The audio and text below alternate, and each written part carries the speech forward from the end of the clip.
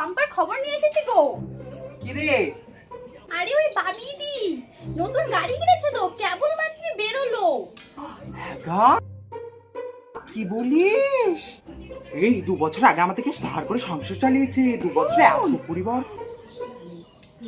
আরে আমিও তো ভাবি 2 বছর থেকে ইউটিউব ফেসবুকে ভিডিও করছে, 2 বছর ইউটিউব ফেসবুকে ভিডিও করলে এত টাকা হয়? ছাড় তো ওইসব ভিডিও ভিডিও তো ছাই, ওদের শুধু লোক দেখানো, ভিতরে ভিতরে তো চামড়ার ব্যবসা। ও সে তো গরু ছাগলের চামড়া বিক্রি করে, সে কি বেআইনি গো? আরে ধের, তুই এই বুদ্ধি নিয়ে সংসার করিস, এর জন্যই তো তোর এই অবস্থা। তাহলে চামড়া বিক্রি মানে শরীর বেচা, শরীর বেচা, বেশ্যা বিক্রি করে। ছি ছি ছি ছি, এইসব কাজ করে আগে তো ভেবে দেখিনি।